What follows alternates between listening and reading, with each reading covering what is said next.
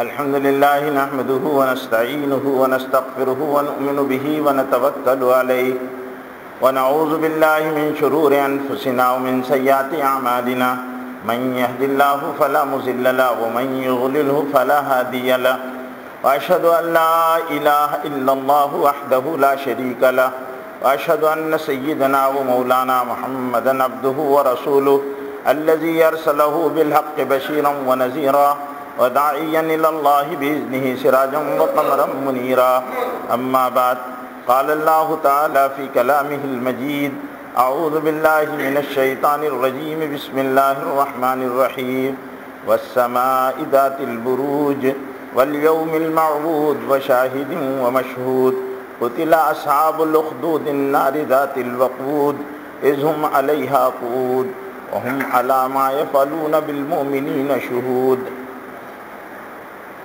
محترم بھائیوں، بزرگوں،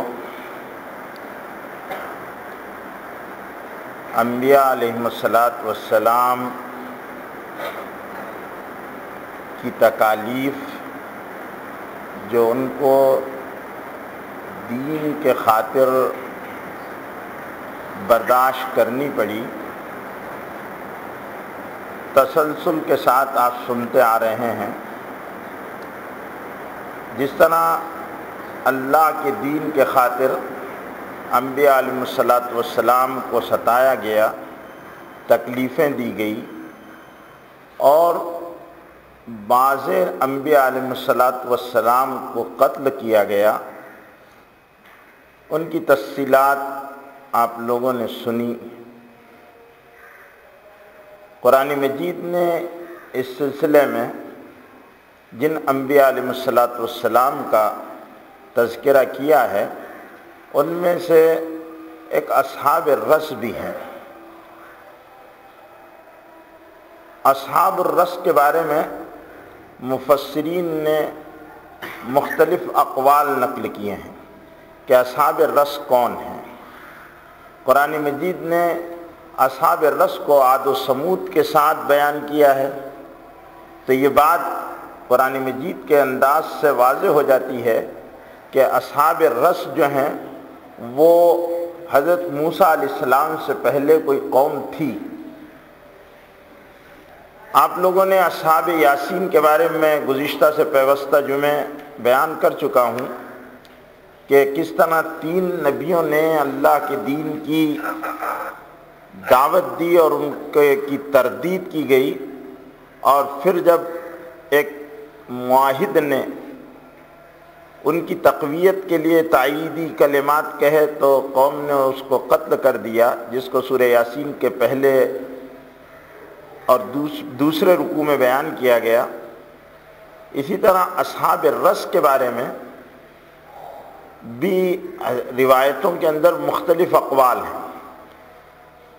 اسرائیلی روایتیں تو بہت مختلف ہیں، ہم کو یہاں اسرائیلی روایات نہیں بیان کرنا ہے، لیکن جو اسلامی روایتیں اصحاب الرس کے تعلق سے آتی ہے، اس میں ایک روایت جس پر اگرچہ محدثین نے کلام کیا ہے، محمد ابن کعب قرظی رحمۃ اللہ علیہ کی روایت ہے، اور وہ اس حدیث کی بنیاد پر ہے کہ اللہ کے رسول صلی اللہ علیہ وسلم نے ارشاد فرمایا، ان اول من يدخل الجنت هو العبد الاسود، کہ جنت میں سب سے پہلے جو شخص جائے گا وہ ایک کالا غلام ہوگا، ایک کالا غلام ہوگا۔ صحابہ کرام نے پوچھا اللہ کے رسول وہ کالا غلام کون ہوگا؟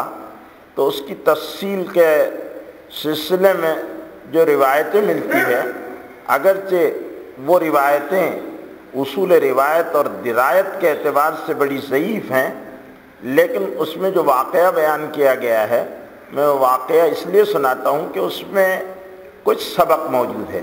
واقعہ یوں ہے جو محمد ابن کعب قرظی نے بیان کیا ہے کہ پچھلے قوموں میں ایک نبی تھے، اور نبی کا نام سموئیل تھا، اور بعض لوگوں نے اس نبی کا نام حنظلہ ابن صفوان بتایا ہے۔ اب ان کی قوم نے ان کی قوم میں ایک بادشاہ ہوا کرتا تھا جو بڑا عدل کرنے والا انصاف پرور بادشاہ تھا اور بڑا نیک تھا، اس کا انتقال ہو گیا تو شیطان ان کے سامنے اس آدمی کی شکل میں آیا اور اس نے کہا کہ میں مرا نہیں تھا بلکہ میں غائب ہو گیا تھا اور میں اب تمہارے سامنے آیا ہوں، لیکن اب میں تم سے پردے میں ملا کروں گا، ایسی میری روزانہ ملاقات نہیں۔ اب یہ پردے میں بیٹھتا شیطان اور ان سے گفتگو کیا کرتا تھا۔ دھیرے دھیرے اس نے ان کے عقائد کو بگاڑنا شروع کر دیا۔ جب ان کے عقائد میں شرک آ گیا اور غیر اللہ سے استعانت وہ طلب کرنے لگے اور بہت ساری خرابیاں اور بگاڑ ان کے اندر پیدا ہو گیا، تو اللہ تعالیٰ نے ان کے اندر ایک نبی کو بھیجا۔ اس نبی کے بارے میں دو قول ہیں، سموئیل علیہ السلام اور حنظلہ ابن صفوان، یہ دو نام روایتوں کے اندر ملتے ہیں۔ بہرحال ایک نبی ان کی قوم کی طرف بھیجا گیا، انہوں نے اس نبی کی مخالفت کی اور اس نبی کو ایک بہت بڑا کنواں تھا اس کنویں میں ڈال کر پتھر ڈھک دیا۔ اب ان نبی جو ہے اس کنویں میں قید کر دیے گئے۔ ایک آدمی لکڑیاں جنگل سے لا کر بیچا کرتا تھا، اس نے دیکھا کہ اللہ کا نبی اس کنویں کے اندر ہے، بھوکا پیاسا، وہ لکڑیاں بازار میں بیچتا، کھانا لاتا، ان نبی کو کھلایا کرتا تھا۔ ایک دن ایسا ہوا کہ اس کی آنکھ لگ گئی اور وہ کئی دن تک سوتا رہ گیا۔ جب اٹھا وہ تو اس کو بڑا افسوس ہوا کہ یہ میں ان کو کھانا بھی نہیں پہنچا سکا۔ اللہ تعالیٰ کو اس کی ادا پسند آئی۔ حضور صلی اللہ علیہ وسلم ارشاد فرماتے ہیں کہ اس بنیاد پر سب سے پہلے یہ کالا غلام جو ہے وہ جنت میں داخل ہوگا، اس لیے کہ اس نے اللہ کے نبی کے ساتھ خیر خواہی اور بھلائی کا معاملہ کیا۔ اصحاب رس جو تھے ان کو رس اس لیے کہتے ہیں کہ عربی میں رس کنویں کو کہتے ہیں، بڑے کنویں کو رس کہتے ہیں۔ اب یہ الگ بحث ہے، تفسیری بحث ہے کہ اصحاب رس کہاں کے رہنے والے تھے۔ بعض لوگوں نے آذربائیجان کا علاقہ بتایا ہے، بعض لوگوں نے قفقاز کا علاقہ بتایا ہے جو رشیا کے خطے میں یہ دونوں صوبے پڑتے ہیں، ان علاقوں کو، بعض لوگوں نے یمن کا علاقہ بتایا۔ بہرحال یہ تفسیری روایتیں ہیں، قرآن نے ان ساری چیزوں کو بیان نہیں کیا۔ قرآن نے عبرت کے طور پر اصحاب رس کا 3 جگہ تذکرہ کیا ہے، اور عاد و سمود کے ساتھ ان کو بیان کرتے ہوئے انہوں نے ان کے نبی کے ساتھ جو بدتمیزیاں کی تھی اور ان نبی کو ستایا تھا، اس لیے ان کو سزا دی گئی۔ اصحاب رس کو بعض لوگوں نے کہا کہ ارس یہ ایک علاقے کا نام ہے، اور بعض لوگوں نے اس کو روس بھی بتایا ہے، لیکن بہرحال یہ سب اٹکل پچو کی باتیں ہیں۔ ہم کو قرآن صرف اتنا کہتا ہے کہ اصحاب رس جو تھے ایک قوم تھی، اور وہ کنویں والے، رس عربی میں کنویں کے معنی ہوتے ہیں، کنویں والے تھے، اور ان کی کنویں کی نسبت اس لیے ہوئی کہ اس گاؤں میں ایک بڑا کنواں تھا، اور وہ کنواں بڑا، اس سے سرسبزی اور شادابی تھی، پانی بہت میٹھا تھا، اور اس سے ان کی کھیتیاں سرسبز ہوا کرتی تھی، باغوں کو پانی دیا جاتا تھا، اس وجہ سے ان کو اصحاب رس کہتے تھے۔ لیکن انہوں نے اللہ کی نافرمانی کی، اللہ نے ان کی طرف نبی کو بھیجا، لیکن انہوں نے نبی کی بات کو قبول نہیں کیا، جس کے نتیجے میں اللہ تعالیٰ نے ان پر عذاب پہ، انہوں نے نبی کو قتل کر دیا، اللہ تعالیٰ نے اس کی سزا میں ان کو قتل کر دیا۔ حدیث میں آتا ہے، اللہ کے رسول صلی اللہ علیہ وسلم کا ارشاد ہے، بدترین ہیں 2 قسم کے آدمی، اللہ کی مخلوق میں سب سے برے لوگ 2 قسم کے آدمی ہیں۔ ایک جو کسی نبی کے ہاتھ سے قتل ہو، یعنی کوئی نبی اس کو قتل کر دے یا نبی کو وہ قتل کر دے، وہ بدترین قسم کا آدمی ہے۔ آپ نے اس سے پہلے ہفتوں میں انبیاء علیہ السلام کو جن لوگوں نے قتل کیا ہے ان کی تفصیلات مختلف انبیاء کے بارے میں سن چکے ہیں۔ تو یہ اصحاب رس تھے، اور ان کا قرآن مجید نے تذکرہ کیا ہے۔ اس کا عبرت والا اور موعظت والا پہلو یہ ہے کہ انبیاء علیہ السلام جب دین کی محنت لے کر آتے ہیں تو ان کی بات کو قبول کرنا اور ان کی دعوت میں معاون بننا یہ قوموں کی ذمہ داری ہوتی ہے۔ جو قومیں نبیوں کی دعوت کو قبول کر کر ان کی محنتوں میں معاون بنتی ہے، اللہ تعالیٰ ان کو آباد رکھتے ہیں، اور جو قومیں نبیوں کی بات کی تکذیب کرتی ہے، اس کو جھٹلاتی ہے، اللہ تعالیٰ ان قوموں کو ہلاک و برباد کر دیتے ہیں، اللہ کے عذاب آتے ہیں۔ اور نبیوں کو قتل کرنا یا خیر اور بھلائی کی باتوں کے کرنے والوں کے لیے رکاوٹیں کھڑی کرنا، یہ اللہ تعالیٰ کو بڑا ناپسندیدہ عمل ہے۔ اس لیے خیر کی بات جہاں کہی جا رہی ہے اس کو قبول کرنا چاہیے۔ حضور اکرم صلی اللہ علیہ وسلم اس امت کو تعلیم فرماتے ہوئے ارشاد فرماتے ہیں کہ خیر کی بات جہاں کہیں سے ملے اس کو قبول کرنا مومن کی میراث ہے، مومن کا حق ہے۔ الحکمت ضالۃ المومن حیث وجدہا فہو احق بہا، کہ حکمت یعنی عقل مندی دانائی کی باتیں اور عقل مندی حکمت کی تعریف جو علماء نے اور اسلامی فلاسفروں نے بیان کی ہے وہ یہ ہے کہ دانائی مال کی کثرت، ایسے طریقے کا علم حاصل کرنا یا ایسے طریقے کی معلومات حاصل کرنا جس کے ذریعے سے آپ کے مال میں اضافہ ہو رہا ہو یا آپ کی دنیاوی، نہیں، اس کو حکمت اور دانائی نہیں کہتے۔ حکمت اور دانائی کہتے ہیں آدمی اپنے اللہ کی معرفت حاصل کر کے اس کے حکموں کی فرمانبرداری کرتے ہوئے اپنی ہمیشہ ہمیشہ کی آخرت کو سنوار لے، اس کو حکمت اور دانائی کہتے ہیں۔ اور یہ حکمت اور خیر کی باتیں اللہ تعالیٰ صالح طبیعتوں پر اور نیکوکاروں پر اللہ منکشف فرماتے ہیں، اور حکمت کے دروازے ہمیشہ اللہ کی طرف سے اولو الاحلام کو عطا کیے جاتے ہیں۔ قرآن کی اصطلاح ہے اولو الاحلام۔ فلما بلغ الحلم، قرآن نبوت کی عمر کو حلم کہتا ہے، اور حلم یعنی جب ان میں عقل مندی اور دانائی ان کی کمال کو پہنچ جاتی ہے تو اللہ تعالیٰ ان کو نبوت عطا کرتا ہے۔ تو حلم نبوت کا علم ہے جو اللہ تعالیٰ بندوں کو عطا فرماتا ہے، جس سے خیر کی طرف طبیعتیں چلتی ہے، برائیوں سے دوری ہوتی ہے۔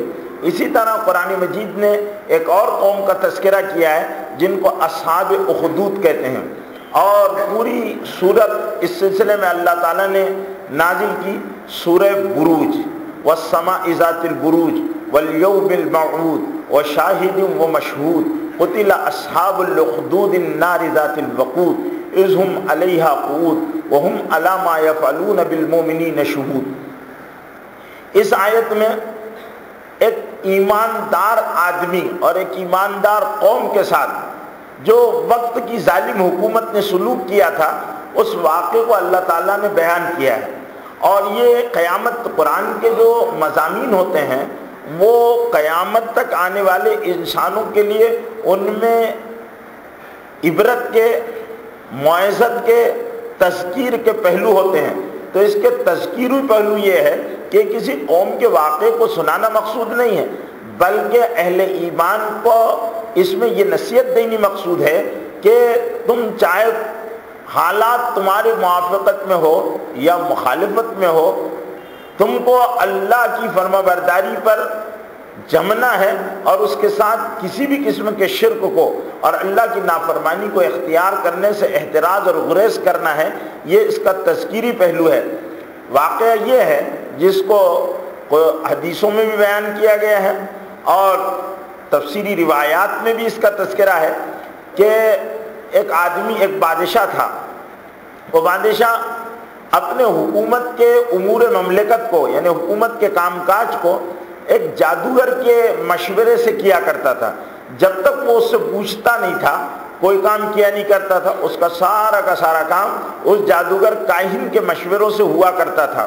اب وہ کہانت اور جادوگری کی بنیاد پر جو بھی اپنی اٹکل پچو سے باتیں بتایا کرتا تھا وہ اس کو اپنے لیے دلیل سمجھتا اور اسی طرح کیا کرتا تھا۔ وہ بوڑھا ہو گیا تو اس نے بادشاہ سے کہا، بادشاہ اپنے خواص میں سے کوئی ایسا بچہ دے دے جس کو میں اپنا علم منتقل کر دوں، اس کو جادو سکھا دوں، کہانت سکھا دوں۔ اسلام میں جادو حرام ہے اور کہانت بھی حرام ہے۔ اللہ کے رسول صلی اللہ علیہ وسلم نے جادو کرنے والے پر، جادو کرانے والے پر لعنت بھیجی ہے، اور اللہ کے رسول صلی اللہ علیہ وسلم نے ارشاد فرمایا لا تاتوا الکہانہ، کاہنوں کے پاس جایا مت کرو، یہ اندازے کی باتیں کرتے ہیں، اس سے ایمان گڑبڑا جاتا ہے۔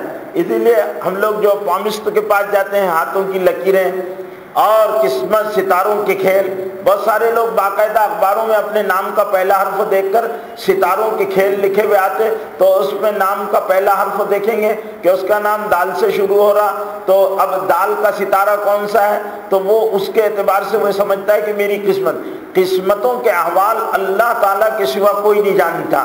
بتانے والوں کو خود ان کی قسمت کی خبر نہیں ہوتی، وہ دوسروں کی قسمت کو کیا بتا سکتے ہیں؟ قسمتوں کے اور تقدیروں کے معاملے جو ہے اللہ تعالیٰ کے رازوں میں سے ایک راز ہے، اور وہ اسرار اللہ تعالیٰ نے اپنے خزانوں کے اندر چھپا کر رکھے ہیں، صرف وہ وقت پر اللہ ظاہر کرتے ہیں۔ کسی کو کسی کی موت کے بارے میں خبر نہیں کہ موت کب آنے والی ہے، اللہ بہتر جانتے ہیں کس کو کب موت دینا، کہاں موت دینا اور کب موت آئے گی۔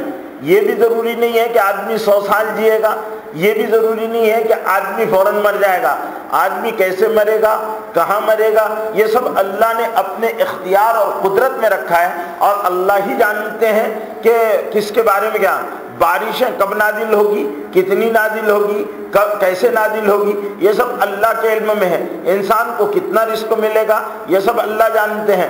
عورتوں کے پیٹ میں رحم مادر میں کیا ہوتا ہے اللہ ہی جانتے ہیں اس کو۔ وما تغیض الارحام وما تزداد، اللہ نے قرآن مجید میں 5 چیزوں کو علم غیب میں صرف اللہ کے سوا، لا یعلمها الا اللہ، اللہ کے سوا کوئی نہیں جانتا۔ ان خزینے اسرار میں سے یہ اللہ تعالیٰ نے رکھا ہے کہ ان کو خدا کے سوا کوئی نہیں جانتا، صرف اللہ جل جلالہ اس کو جانتے ہیں۔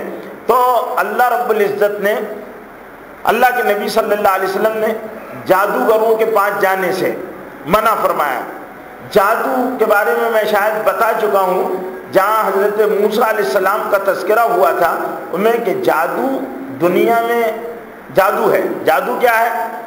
جادو ایک علم ہے، نہ اس سے کسی کو نفع پہنچایا جا سکتا، نہ نقصان پہنچایا جا سکتا، صرف اتنا ہی جتنا اللہ رب العزت نے کسی کے لیے نفع اور نقصان کا پہنچانا طے کر دیا ہے اتنا ہی پہنچے گا۔ اس لیے حضرت رسول اللہ صلی اللہ علیہ وسلم نے اپنے چچا زاد بھائی حضرت عبداللہ ابن عباس رضی اللہ تعالیٰ عنہ کو نصیحت کی تھی، وہ نصیحت ساری امت کے لیے ہے، اور آپ نے ان کو، وہ لڑکے تھے تو ان کا ہاتھ پکڑ فرمایا تھا، یا غلام احفظ یحفظک اللہ، اے لڑکے چند باتیں میں بتا رہا ہوں ان کو یاد کر لے، محفوظ کر لے۔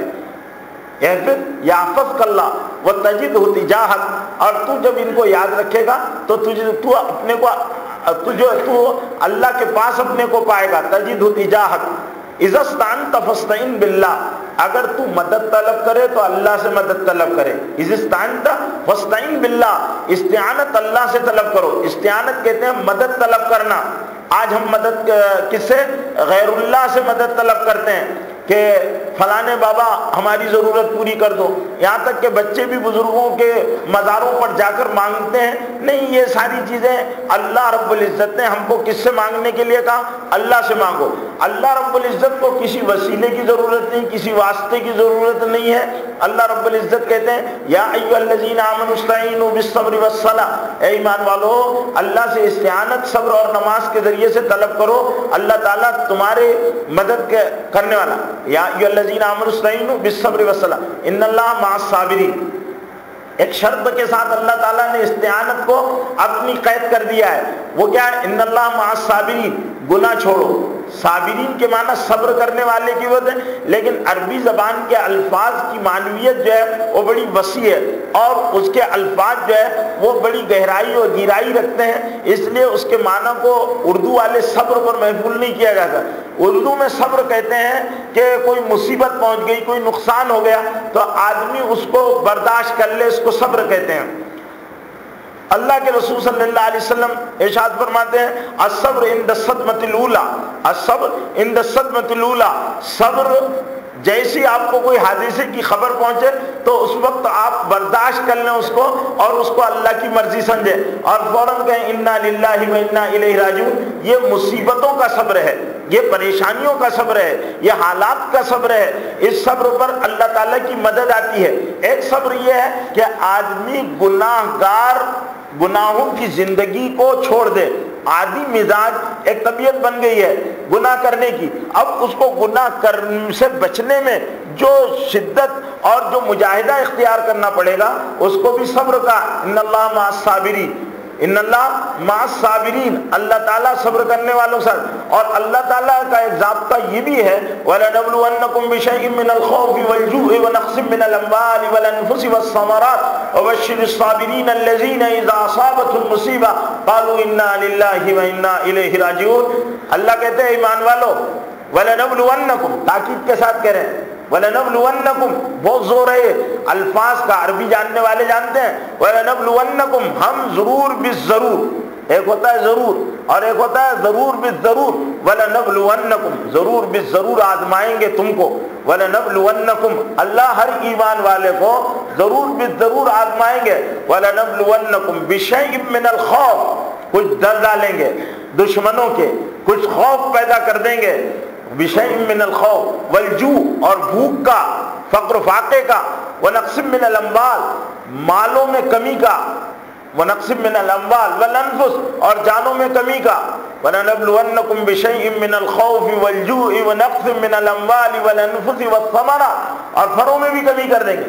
وَبَشِّرِ الصَّابِرِينَ، اب جو اس کو اللہ کی مرضی سمجھ جا کہ یہ تو اللہ کی طرف سے ہے اور اس پر راضی رہا، تو اللہ تعالیٰ اس اللہ کی مرضی پر راضی رہنے والے بندے کو کیا کریں گے؟ ان اللہ مع الصابرین وبشر الصابرین، اللہ خوشخبری دے رہے ہیں، خوشخبری ہے، بشارت ہے صبر کرنے والوں کے ساتھ۔ اور وَإِذَا أَصَابَتْهُمْ مُصِیبَةٌ، آگے کہتے ہیں جب تم کو کوئی مصیبت پہنچے، تمہارے ساتھ ایسی انہونی ہو جائے اور وہ مصیبت بن جائے، تمہارے لیے پریشانی بن جائے۔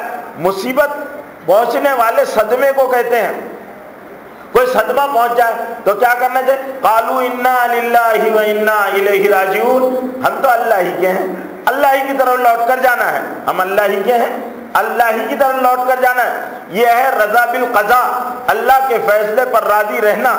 تو اللہ نے جو کیا ہے وہ اللہ کی مرضی سے ہوتا ہے۔ کوئی جادوگر کسی کو کوئی نقصان نہیں پہنچا سکتا ہے اور کسی کے جادو سے نقصان نہیں پہنچا کرتے، لیکن اتنا جتنا اللہ نے طے کر دیا ہے اتنی تکلیف آئے گی، اس کا اللہ رب العزت نے انتظام بھی کر دیا۔ امت کو حضور اکرم صلی اللہ علیہ وسلم کے ذریعے سے اللہ کی طرف رجوع کر کر اس کی پناہ مانگنے کا طریقہ بتا دیا کہ قل اعوذ برب الناس، قل اعوذ برب الفلق کے ذریعے سے تم اس اللہ کی پناہ پکڑ لو، پھر تم کو کوئی چیز نقصان نہیں پہنچائے گی۔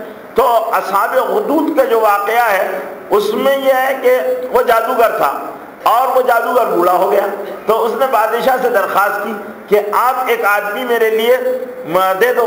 اس نے اپنے درباریوں میں سے ایک بہت ہوشیار، جس میں بہت زیادہ ٹیلنٹ تھا، ایسے بچے کو اس نے منتخب کیا اور اس کو جادوگر کے پاس بھیجا۔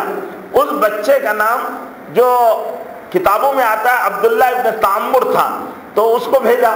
اب وہ بچہ جاتا تھا تو ایک راہب کی کٹیا پر سے جو کنارے میں اس کی جھوپڑی تھی اس کے پاس سے وہ گزرا کرتا تھا۔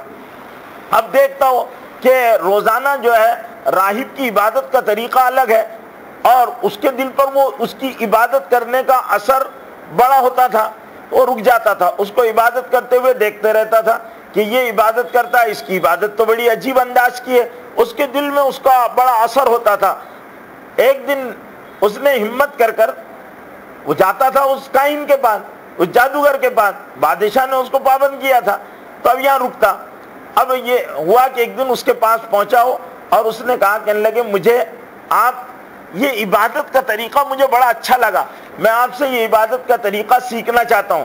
تو اس نے کہا، کہنے لگے بیٹے میں بہت ضعیف ہوں اور میں چوری چھپی اپنے کٹیا میں کرتا ہوں، اس لیے کہ اس ملک کا بادشاہ جو ہے وہ اپنے علاوہ کسی کی بھی عبادت کی اجازت نہیں دیتا اور میں اللہ کی عبادت کرتا ہوں۔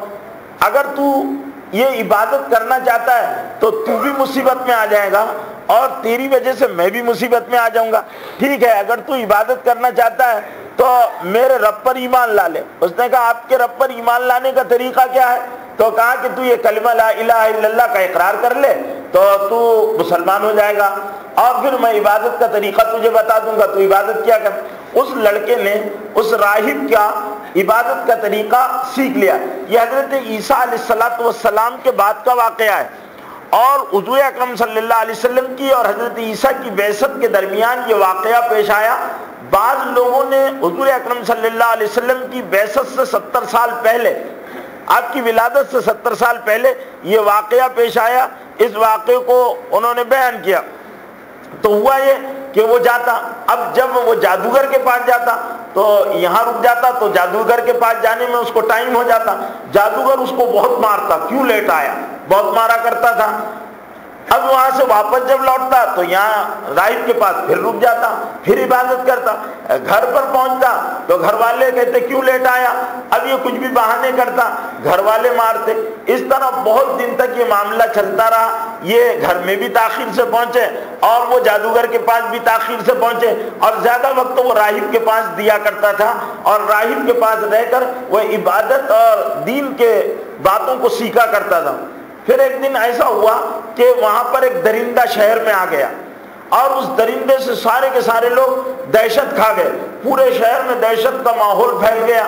تو اس نے، وہ لڑکا جا رہا تھا، اس نے کنکر اٹھایا اور پتھر اٹھانے کے بعد اس نے ایک یہ پڑھا، اس کے دل میں خیال آیا کہ چلو آج جادوگر کو اور راہب کو آزما کر دیکھوں۔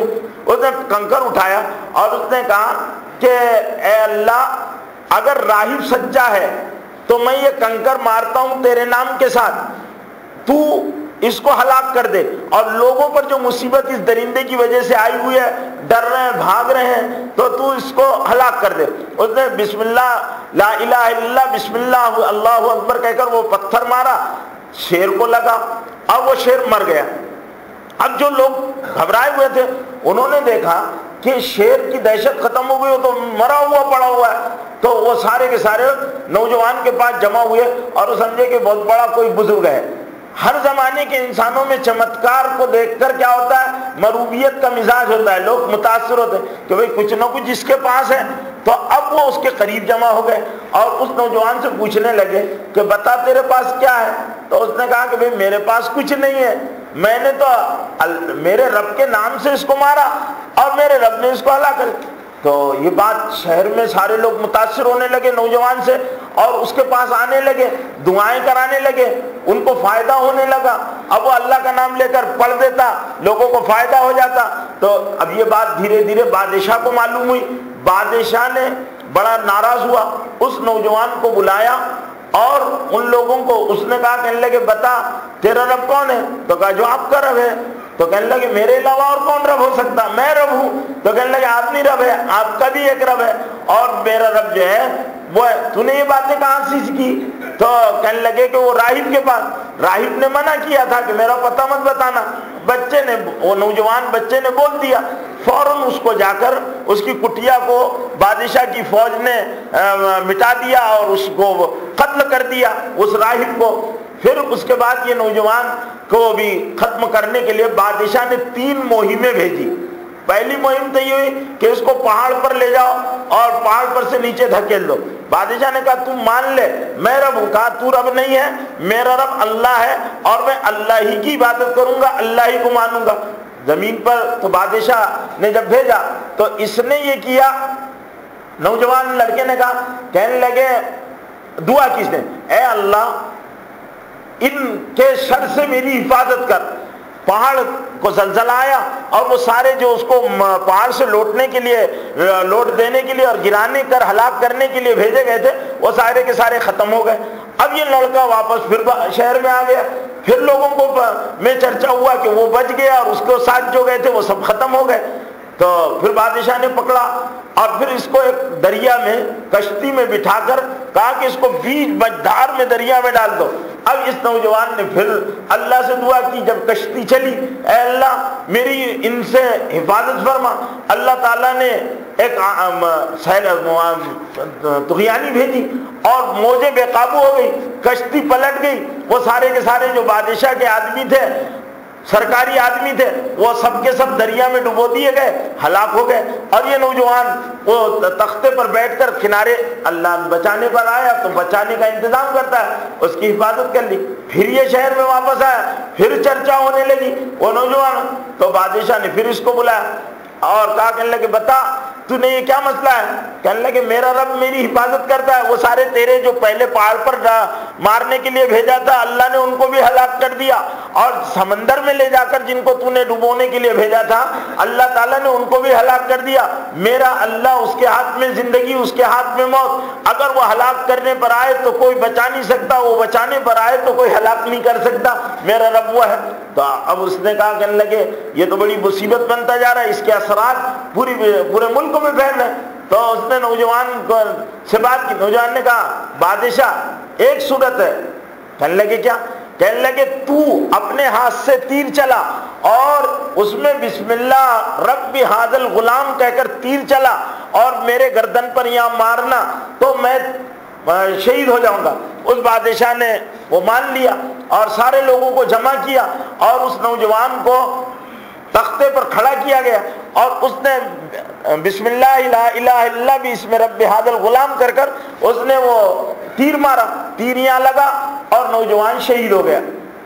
جب اس کا یہ منظر لوگوں نے دیکھا تو لوگوں نے فوراً اسلام قبول کر لیا اور پورے کے پورے شہر میں اسلام لوگ جوک در جوک آ کر اسلام قبول کرنے لگے۔ بادشاہ کا غصہ بڑھ گیا اور وہ بے قابو ہو گیا، اس نے خندقیں کھدوائی اور خندقیں کھدوانے کے بعد اس میں آگ جلائی اور آگ جلانے کے بعد اس میں لوگوں کو زندہ جلانا شروع کر دیا۔ لوگ آتے تھے آگ میں جاتے تھے، روایت کے اندر آتا ہے کہ آگ میں جانے سے پہلے اللہ تعالیٰ ان کی روحوں کو قبض کرتا تھا، ان کے جسم تو جلتے تھے لیکن ان کو تکلیف نہیں ہوتی تھی اور اطمینان سے جو بھی جاتا، لوگ اپنے بچوں کے ساتھ آگ میں جا رہے تھے اور عورتیں اپنے بچوں کو لے لے کر آگ میں جا رہی تھی۔ پوری بستی میں اہل ایمان کو آگ میں جلا دیا گیا اور پھر بعد میں جب سب جل گئے تو وہ آگ بے قابو ہو گئی اور پورے ملک کو اور پورے شہر کو اس نے اپنی لپیٹ میں لے لیا اور وہ سب جل کر خاک ہو گئے جو اس بادشاہ کے دین پر باقی تھے، اور بادشاہ اپنی جان بچا کر بھاگا۔ پھر اس طرح وہ اللہ نے یہ واقعے کو اللہ تعالیٰ نے قرآن مجید میں بیان کیا، وَالسَّمَاءِ ذَاتِ الْبُرُوجِ وَالْيَوْمِ الْمَوْعُودِ وَشَاهِدٍ وَمَشْهُودٍ قُتِلَ أَصْحَابُ الْأُخْدُودِ، خندقوں والے قتل کیے گئے۔ قتل اصحاب الأخدود النار ذات الوقود، آگ جلائی گئی تھی نار ذات الوقود، اذ هم علیہا قعود، اور وہ اس پر کھڑے ہوئے تھے، وَيَفْعَلُونَ بِالْمُؤْمِنِينَ شُهُودٌ، اور جو مومنوں کے ساتھ ہو رہا تھا لوگ اس کا مشاہدہ کر رہے تھے۔ پھر وہ آگ بے قابو ہوئی اور اللہ تعالیٰ نے ان کو ہلاک کر دیا۔ اس طرح یہ واقعہ ہوا۔ حضرت عمر رضی اللہ تعالیٰ عنہ کے زمانے میں مسلمانوں کی فوج کہیں پر برسر پیکار تھی، وہاں کوئی گڑھا کھودا گیا تو وہاں پر انہوں نے دیکھا کہ ایک نوجوان اس طرح سر پر ہاتھ لگائے، اس طرح کنپٹی پر ہاتھ لگائے بیٹھا ہوا ہے، کھودا زندہ تھا۔ تو وہ صحابی نے اس کا ہاتھ ہٹا دیا تو خون کا فوارہ شروع ہو گیا، فوراً انہوں نے بند کر دیا اور حضرت عمر رضی اللہ تعالیٰ عنہ کو اس واقعے کی اطلاع دی کہ ایسا ایسا ہوا۔ تو حضرت عمر رضی اللہ تعالیٰ عنہ نے اس جو کمانڈر تھے ان کو لکھا کہ اس کو دفن کر دیا جائے اور اس کی لاش سے چھیڑا نہ جائے۔ یہ اصحاب اخدود والا عبداللہ ابن تعمر ہے، اللہ کے لیے اس نے جان دی اور یہ زندہ ہے اور شہید زندہ ہوا کرتے۔ اللہ تعالیٰ نے زمین پر ان کے جسموں کو حرام کر دیا ہے اور یہ اسی طرح قیامت تک رہے گا، البتہ اس کو اسی طرح مٹی میں۔ میرے بھائیوں، یہ واقعے نے اس بات کی طرف اشارہ کیا کہ علم جو ہے وہ اگر غلط علم ہے تو غلط علم حاصل کر کر اپنی آخرت خراب نہیں کرنا چاہیے، بلکہ علم صالح حاصل کرنا اور علم نافع حاصل کرنا جس سے آخرت کا فائدہ ہو۔ آج علوم جتنے بھی حاصل کیے جا رہے ہیں ان پر غور کرنے کی ضرورت ہے کہ کیا یہ علم ہماری آخرت کے لیے کارآمد ہے؟ کیا ان علم کے حاصل کرنے سے ہماری عاقبت سنور جائے گی؟ کیا ہم اللہ کو راضی کر لیں گے؟ یہ وہ سارے علوم ہیں جن علوم کے ذریعے سے انسان اللہ سے قریب ہونے کے بجائے اللہ سے دور ہوتا ہے۔ وہ معرفت حاصل کی جائے جس معرفت سے بندہ خدا کی قربت حاصل کرتا ہے، وہ نور حاصل کیا جائے کیونکہ نور اللہ، علم اللہ کا نور ہے، العلم نور من الہ، اللہ کا علم اللہ نور ہے اور وہ علم انسان کی زندگی کے اندھیروں کو دور کرنے کا سبب بن جائے. آج زندگیوں کے اندر اندھیرے ہیں. آج مختلف قسم کے علوم حاصل کر کر انسان مہذب نہیں بنا. اقبال کہتا ہے ڈھونڈنے والا ستاروں کی گزرگاہوں کا اپنے افکار کی دنیا میں سیر کر نہ سکا. اپنی حکمت کے خموں پیج میں الجھا ایسا آج تک فیصلہ نفع و ضرر کر نہ سکا. آج یہ حال ہے جس نے سورج کی شعاؤں کو گرفتار کیا, زندگی کی شب تاریک سیر کر نہ سکا. آج یورپ کا حال کیا ہے؟ آج متمدن اور ترقی یافتہ ملکوں کی صورتحال کیا ہے؟ ان کا معاشرہ, ان کا سماج کیا ہے؟ کس حالت میں جوجھ رہا ہے؟ خودکشیوں کے واقعات, نابالغ عورتوں کے ساتھ بدکاریوں کا مزاج, اور لڑکیوں کا بے قابو ہو جانا, اور معاشرے کا کرپٹ ہو جانا, اور یہ ساری چیزیں یہ کیا ہے؟ علم بہت ہے, لیکن جس نے سورج کی شعاؤں کو گرفتار کیا, زندگی کی شب تاریک سحر کر نہ سکا. زندگی کے اندھیرے نہیں دور ہو رہے. انسان پڑھ رہا ہے کالجوں میں, انسان پڑھ رہا ہے یونیورسٹیوں میں, انسان معلومات حاصل لے رہا ہے, کر رہا ہے آسمانوں کی, فلکیات کی, موسمیات کی, انسان معلومات حاصل کر رہا ہے زائلوجی, بایولوجی اور ساری دنیا کی ٹیکنالوجی کی. لیکن میرے بھائیوں, اس کی زندگی کے اندھیرے دور نہیں ہو رہے, وہ اللہ کو نہیں پہچانتا. تو ایسے علم سے کیا فائدہ؟ یہ نوجوان نے اپنی صحیح معرفت حاصل کرنے کے لیے اور اللہ کو پہچاننے کے لیے اس راہب کی کٹیا کا رخ اختیار کیا, اور اس راہب نے اس کو اللہ کی معرفت دے دی, اللہ کا گیان دے دیا, اللہ کا دھیان دے دیا, اللہ کی معرفت عطا کر دی, اللہ کو اس نے پہچان دیا, اور پھر وہ ایسا اللہ والا بنا, اس کے علم نے اس کو ایسی نورانیت عطا کی, اس کی زندگی میں ہدایت آ گئی, وقت کی ظالم قوت سے ٹکرا گیا. اور پھر جب اس کی حقیقت لوگوں پر منکشف ہوئی تو لوگوں نے اس کی ہدایت یافتہ زندگی کو اپنے لیے آئیڈیل اور نمونہ بنا لیا, اور کتنے لوگوں نے جانیں خوشی سے دے دی, لیکن باطل حکومت کے سامنے اور غلط کردار لوگوں کے سامنے اور غلط نظریات کے سامنے جھکنا گوارا نے کیا. یہ ہے وہ پیغام جس کو اللہ نے سورہ والسماء ذات البروج کے ذریعے سے امت کے لیے دیا ہے کہ والسماء ذات البروج والیوم الموعود وشاہد ومشہود قتل اصحاب الاخدود النار ذات الوقود اذ هم علیہا قعود وهم علی ما یفعلون بالمؤمنین شہود. تو یہ واقعہ ہے کہ کس طرح اللہ کی نسبت پر جانے دینے والوں نے جانے دی اور اپنی قربانیوں کی سوگات اپنے رب العالمین کی خدمت میں پیش کر دی کہ اللہ کا کلمہ بلند ہو, اللہ کی بات بلند ہو, اللہ کے نبیوں کا کلمہ بلند ہو, اللہ کے نبیوں کی دعوت دنیا میں چلے, ان کے طریقے زندہ ہوں. اس کے لیے بھوک کا حال آئے وہ برداشت, پیاس کی کیفیت ہو وہ برداشت, جانے دینا پڑے وہ برداشت. لیکن ہم کسی قسم کی مفاہمت اور مصالحت سے اور تملق سے اور دوگلے پن سے اور چاپلوسی سے کام لینے کے لیے تیار نہیں. اب ہم اتنے نبیوں کی قربانیاں اور اتنے نبیوں کے واقعات جو قرآن مجید کے تناظر میں آپ نے سنے, اس کے بعد ہم خود فیصلہ کریں کہ ہماری زندگیاں کس دوگلے پن کی آئینہ دار ہیں. ہماری زندگیوں میں کہاں وہ معرفت حقہ ہے, کہاں وہ دین صالح ہے, کہاں وہ شریعت بیضا ہے, کہاں وہ شریعت غرہ ہے, کہاں وہ طریقت بیضا ہے جس کو لے کر مسلمان دنیا میں ایک مقبول اور ایک بہترین امت کا خطاب حاصل کر چکی تھی, اور دنیا کے شرق و غرب میں اور ان کا توتی بولا کرتا تھا, اور وہ خیر امت کے صحیح حقدار تھے. کنتم خیر امت اخرجت للناس تأمرون بالمعروف وتنہون عن المنکر وتؤمنون باللہ. تم بہترین امت ہو, لوگوں کے لیے نکالے گئے ہو. میرے بھائیوں, ہم خیر امت ہیں, ہمارا کیریکٹر کیا ہے؟ ہم کیا لوگوں کے لیے آئیڈیل ہیں؟ خیر امت کا مطلب یہ ہے کہ امت کا ہر فرد پوری انسانیت کے لیے آئیڈیل بن جائے, اور اس کا کیریکٹر اور اس کا کردار جو ہے وہ ایکٹروں جیسا نہ ہو, بلکہ وہ کیریکٹر ہو جو لوگوں کے لیے نمونہ بنے, اور لوگ اس کی زندگی کو اپنے لیے اسوہ بنائیں, اپنی زندگی کو اختیار کریں کہ نہیں بھئی فلانے کی زندگی ایسی زندگی ہے, سچائی والی زندگی ہے, پاکیزگی والی زندگی ہے, عفت والی زندگی ہے, صبر والی زندگی ہے, تقوی والی زندگی ہے, معرفت والی زندگی ہے, فکر آخرت والی زندگی ہے, حلال کماتا ہے, حلال خرچ کرتا ہے, سچ بولتا ہے, بڑا دیانتدار ہے, بڑا خیر والا ہے, بڑی خوبیوں والا ہے. یہ ہر مسلمان کی زندگی اس طرح ہو, وہ پوری انسانیت کا درد اپنے اندر رکھتا ہے, اور ہر انسان کے لیے بھلائی اور خیر خواہی اس کے دل کے اندر موجزن ہے. وہ سارے انسانوں کے لیے انسانوں کو خدا کا کنبہ اور مخلوق سمجھتا ہو. العیال خلق اللہ, اللہ کی مخلوق جو ہے اللہ کا کنبہ ہے, اس کے ساتھ خیر خواہی کرتا ہے. راتوں کو جا کر جھگیوں جھوپڑیوں میں انسانوں کی خبرگیری کرتا ہے, بھوکوں کو کھلاتا ہے, ننگوں کو پہناتا ہے, بیماروں بیماروں کی عیادت کرتا ہے، بیمار پرسی کرتا ہے، تیمارداری کرتا ہے، مزاج لوگوں کے مزاجوں کے موافق ان کی ضرورتوں کے مطابق ان کے کام آتا ہے۔ یہ مسلمانوں کی شناخت دنیا میں ہونا چاہیے تھا، مسلمانوں کے گھرانے، ان کے معاشرے، ان کی زندگیاں اس طرح ہونا چاہیے تھا۔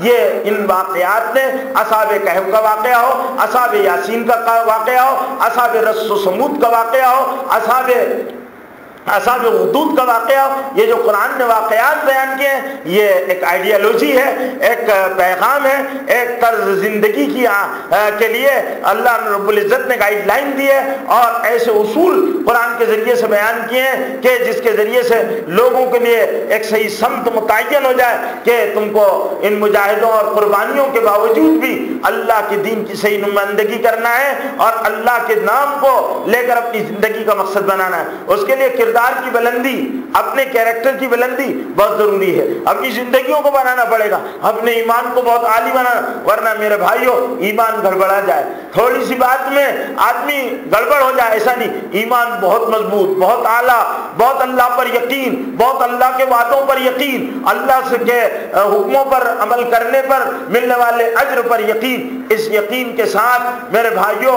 ہم کو اپنی زندگیوں کو اعمال صالح سے مزین کرنا پڑے گا، کیونکہ اگر یقین کی دولت حاصل ہوتی ہے اور عمل سے زندگی مزین نہیں ہوتی تو وہ یقین کوئی فائدے کا نہیں۔ اگر یقین ہمارے اندر کامل ہے اور زندگی عمل سے مزین ہے تو پھر یہ زندگی جو ہے یہ کام کرتی ہے، لوگ اس پر متاثر ہوتے ہیں اور اس سے اندھیروں میں ظلمت کے، معصیت کے، گمراہی کے، بدعملی کے، بے عملی کے اور اللہ کی نافرمانی کے اندھیرے اس سے چھٹیں گے۔ اپنے کردار کی پختگی، اپنے افکار کی بلندی، اپنے اخلاق کی درستگی اور اپنے ایمان کو جاودہ بنانے کے لیے عبادت اور تعلق مع اللہ اور اللہ کے ذکر، اللہ کرنے والا ہمارا ذل بن جائے، ہر وقت اللہ کا دھیان بن جائے۔ یہ صحابہ کرام کے وہ اوصاف تھے اور صحابہ کرام کی وہ خوبیاں تھی جس کی وجہ سے صحابہ کرام چار دانگ عالم میں بڑی غالب قوت کے ساتھ ابھرے،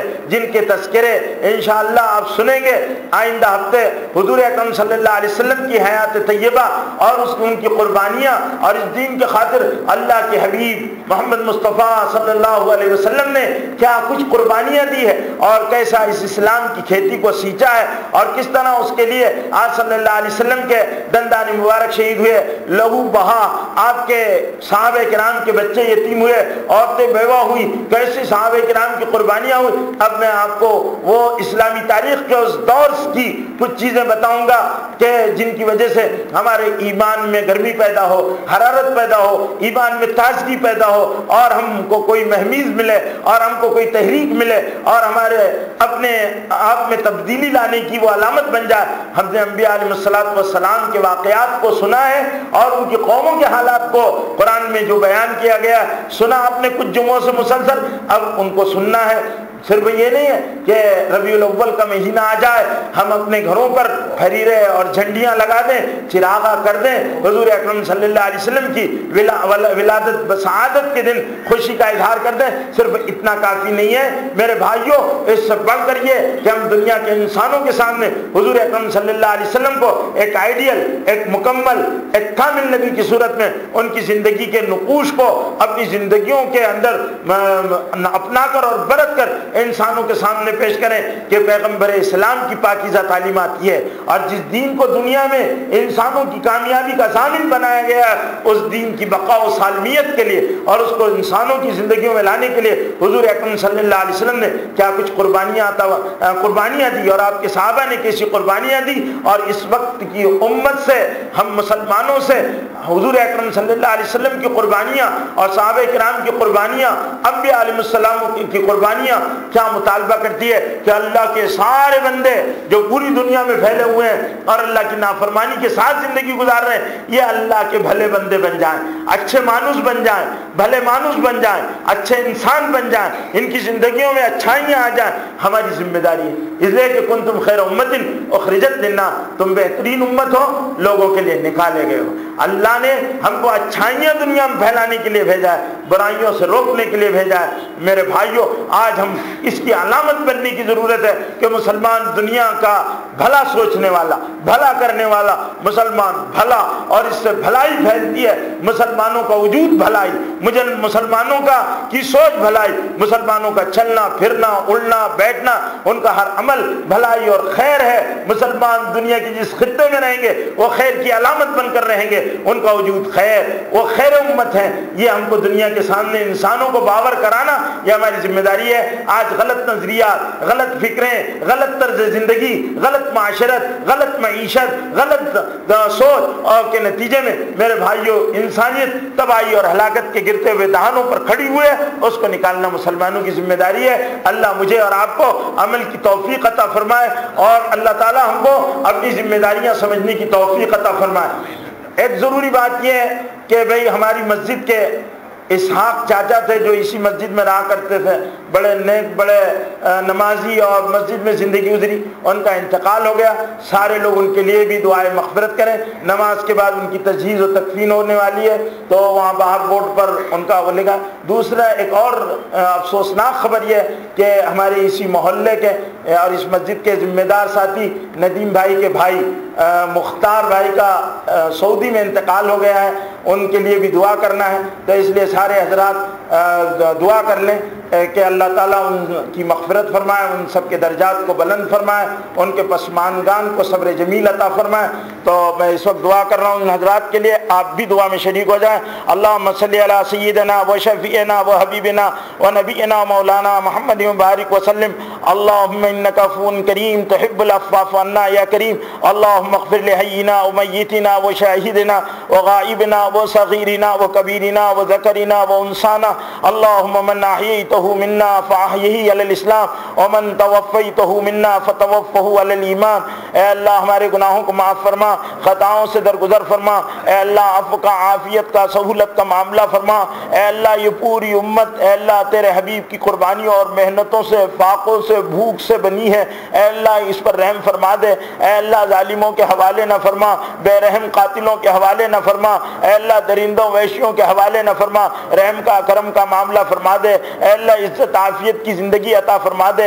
اے اللہ عزت عافیت کی زندگی عطا فرما دے۔ اے اللہ ہر طرح کے شرور و فتن سے پوری امت کی حفاظت فرما لے۔ اے اللہ حلال طیب پاکیزہ روزی عطا فرما۔ اے اللہ رزق کی وجہ سے بدحال نہ فرما۔ اے اللہ کسی کا محتاج نہ بنا۔ اے اللہ کاسہ غدائی لے کر دوسروں کے سامنے اپنی حاجتوں کے لیے ہاتھ پھیلانے والا نہ بنا۔ ہماری ہر طرح سے حفاظت فرما۔ اے اللہ ہمارے بیماروں کو صحت دے دے، مہلک امراض سے حفاظت فرما۔ اے اللہ ہمارے مرنے والوں کی مغفرت فرما۔ اے اللہ خاص طور سے جو دو میتیں ہوئی ہے، اے اللہ ان کا ہم سے بڑا تعلق تھا، ہماری اس مسجد سے تعلق تھا، اے اللہ ان کے گھر والوں کا تعلق تھا۔ اے اللہ ان سب کی مغفرت فرما دے، ان کے درجات کو بلند فرما دے، ان کی سیئات سے درگزر فرما لے۔ اے اللہ ان کی سیئات کو اے اللہ دھو دے اور پاک کر دے۔ اے اللہ ان کے رتبوں کو بلند فرما دے۔ اے اللہ جس قسمہ پرسی میں اے اللہ مختار بھائی کا انتقال ہوا ہے، اے اللہ ان کے درجات کو بہت بہت بلند فرما، ان کے گھر والوں کو صبر جمیل عطا فرما، ان کے پسماندگان کو صبر کی توفیق عطا فرما۔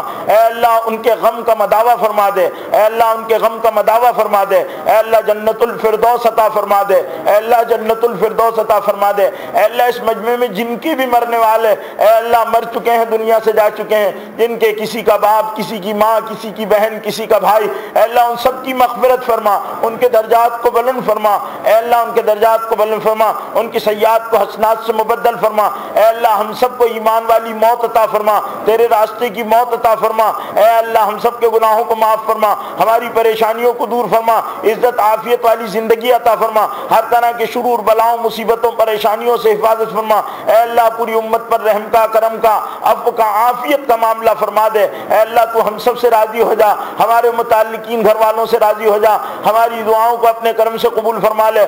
ربنا تقبل منا انک انت السمیع العلیم وتب علینا انک انت التواب الرحیم۔ وصلی اللہ تعالی علی النبی الامی الکریم وعلی آلہ وصحبہ اجمعین، آمین برحمتک۔